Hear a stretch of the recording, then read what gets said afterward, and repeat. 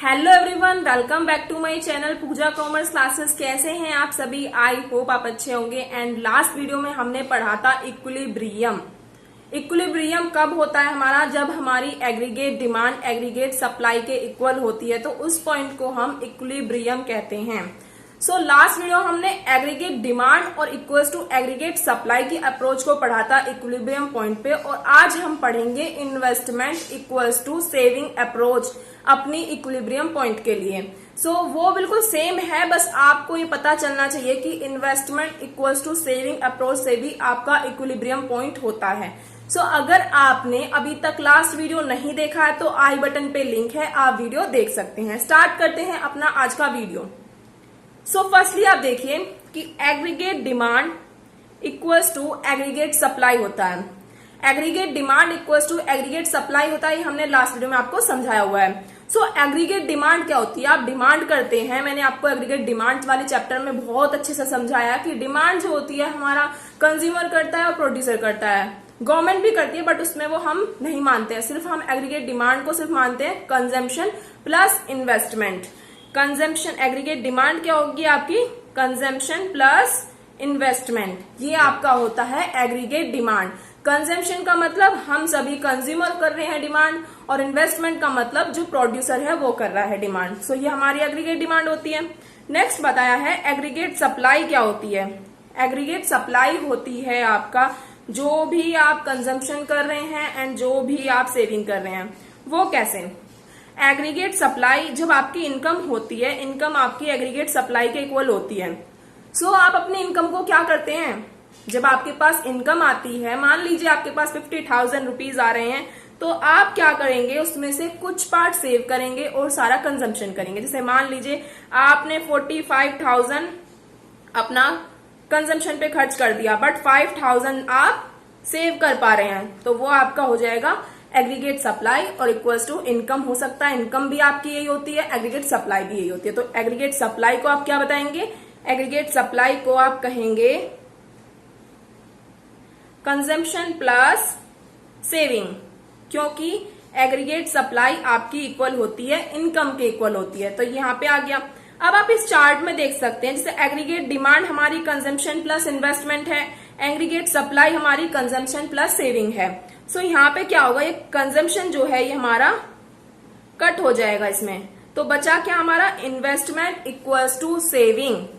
सो यही अप्रोच हमें इस चैप्टर में समझनी है कि इन्वेस्टमेंट सेविंग के इक्वल आता है एक पॉइंट पे, वही पॉइंट हमारा इक्विलिब्रियम पॉइंट हो जाता है। सो हम आप शेड्यूल से समझा सकते हैं। सो हम आपको शेड्यूल के थ्रू समझाएंगे कि आपका कहां पर इन्वेस्टमेंट सेविंग के इक्वल होता है और वो पॉइंट आपका इक्विलिब्रियम होता है। आप इस शेड्यूल के थ्रू देख सकते हैं। सो आप इस शेड्यूल में देख सकते हैं, आपको इस शेड्यूल में 3 सिचुएशन मिलेंगी। वो क्या मिलेंगी? पहली सिचुएशन होगी कि आपका इन्वेस्टमेंट आपकी सेविंग से ज्यादा है। आपका इन्वेस्टमेंट आपकी सेविंग से ज्यादा है, तो आप क्या करेंगे? जब आपकी इन्वेस्टमेंट आपकी सेविंग से ज्यादा होता है, वो क्या होता है? जो भी प्रोड्यूसर ने प्लान करा था उसके प्लानिंग के अकॉर्डिंग जो कंज्यूमर है उन्होंने इन्वेस्ट ज्यादा करा है, सेविंग कम करी है। ये सिचुएशन आपको ये बताती है। जैसे आप इस सिचुएशन में देख सकते हैं, यहाँ पर आपका सेविंग से आपका इन्वेस्टमेंट ज्यादा है। तो इस सिचुएशन में क्या हो रहा है कि जो प्रोड्यूसर है वो प्लान जो कर रहा है उसके अकॉर्डिंग कंज्यूमर जो है वो इन्वेस्ट ज्यादा कर रहे हैं, बट वो सेविंग इतना नहीं कर रहे हैं। नेक्स्ट सिचुएशन आती है कि आपका सेविंग इक्वल्स टू इन्वेस्टमेंट हो गया। ये ही पॉइंट आपको पढ़ना है। सेविंग आपकी इन्वेस्टमेंट के इक्वल होगी, तो इस पॉइंट को आप क्या कहेंगे? Equilibrium point. जहां पे दोनों बैलेंस कर गए हैं, मीट कर गए हैं एक पॉइंट पे आके, उस पॉइंट को हम कहते हैं equilibrium point. So I think आपको समझ में आया होगा ये।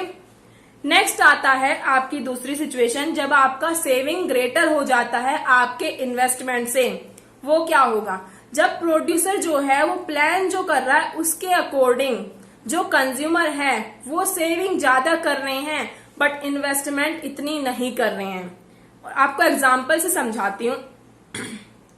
जैसे मान लीजिए आपकी 100 इनकम है, एक बंदे को लेके चलेंगे, उसी बंदे को आप पूरी इकोनॉमी कन्वर्ट कर लेना।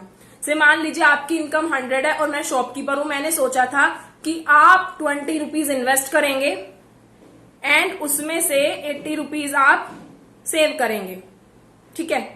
सो आपने 20 ना इन्वेस्ट करके 40 इन्वेस्ट कर दिया। सो ये क्या हो गया, आपकी इन्वेस्टमेंट आपकी सेविंग से ज्यादा हो गई। क्या हुआ, आपकी इन्वेस्टमेंट आपकी सेविंग से ज्यादा हो गई है। सो यहाँ पे आपका सेविंग लेस हो गया आपकी इन्वेस्टमेंट से। नेक्स्ट आता है, मैंने सोचा आपकी 100 इनकम है, मैंने सोचा है कि आप सेविंग तो 20 करेंगे और इन्वेस्ट 80 करेंगे, बट आपने सेविंग 40 करी। सो यहाँ पे भी आपने सेविंग मेरी एक्सपेक्टेशन से ज्यादा करी है, तो आपकी सेविंग आपकी इन्वेस्टमेंट से ग्रेटर हो गई है। सो ये भी सिचुएशन आपकी है। और इक्वल में तो आपको पता ही है, जब आप इक्वल होंगे तो आपका इक्विलिब्रियम पॉइंट बन जाएगा। इसको हम डायग्राम की हेल्प से भी समझेंगे। आप देख सकते हैं कि जो सेविंग है वो कर्व आपका नेगेटिव से स्टार्ट होगा। अब वो क्यों होगा, पता होगा सबको। अगर आप अभी वीडियो देख रहे हैं तो जरूर कमेंट में करके बोलना, आगे की वीडियो तभी देखना। आपका सेविंग नेगेटिव से इसलिए स्टार्ट होगा क्योंकि आप जीरो लेवल पे भी कंजम्पशन करते हैं। जब आप जीरो लेवल पे कंजम्पशन करते हैं तो आप उस टाइम पे अपनी सेविंग को यूज करते हैं। जब आप अपनी सेविंग को यूज करते हैं तो आपकी सेविंग नेगेटिव हो जाती है, कम हो जाती है। मान लीजिए आपकी गुल्लक में 100 रुपए हैं, आज आपके पास पैसे नहीं है तो आप उसमें से निकालेंगे। आपने 50 रुपए निकाले तो 50 रुपए कम हो जाएंगे ना, नेगेटिव हो जाएंगे। अब ये तो है नहीं कि वो 50 बढ़ जाएंगे, नहीं, वो कम हो जाएंगे। तो इसलिए नेगेटिव से स्टार्ट होती है आपकी सेविंग यहाँ पे।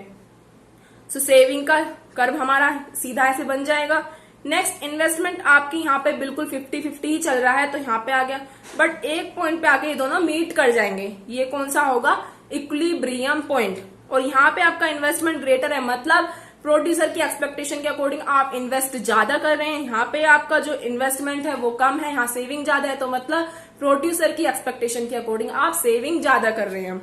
सो आई थिंक आपको यहाँ पे क्लियर हुआ होगा। इनकम आपकी एक्स एक्सिस पे होती है एंड सेविंग एंड इन्वेस्टमेंट आपकी वाई एक्सिस पे होती है।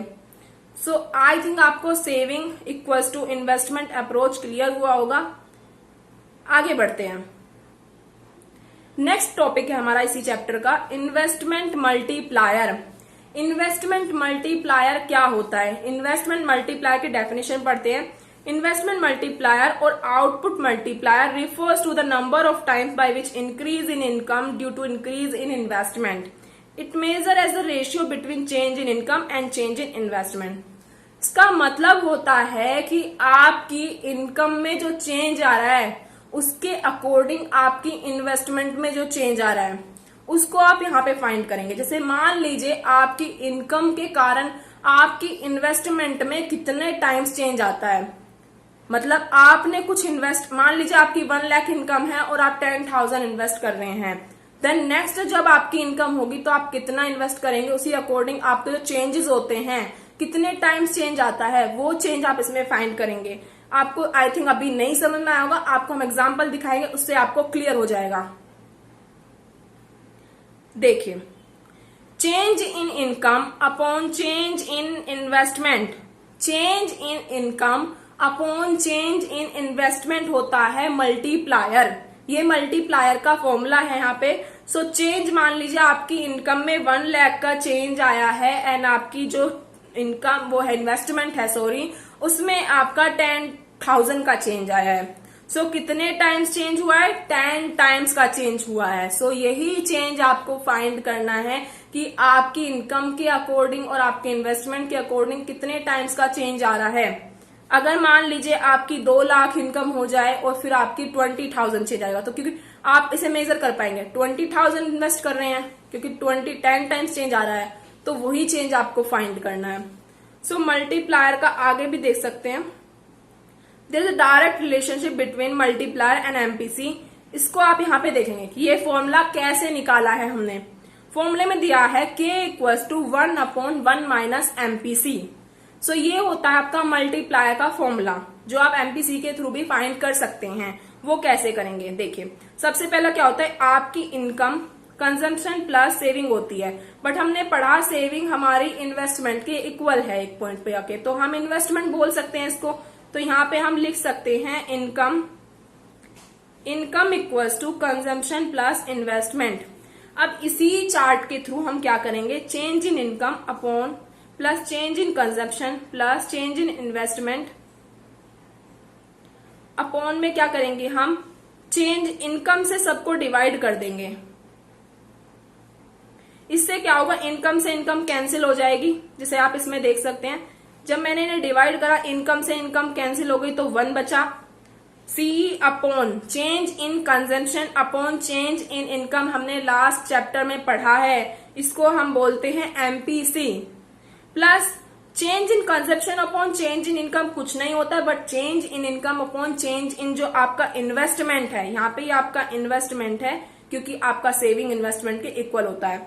तो change in income upon change in investment को हम बोलते हैं 1 अपॉन के बोलते हैं, बट यहाँ पे ये उल्टा लिखा है तो इसे हम 1 अपॉन के फाइंड करेंगे। सो आपका यहाँ पे फाइंड हो गया। जब आप इसको सॉल्व करेंगे, के आपका इधर आ जाएगा 1 अपॉन के, 1 माइनस में चला जाएगा, देन के आपका फाइंड होगा 1 अपॉन 1 माइनस एमपीसी।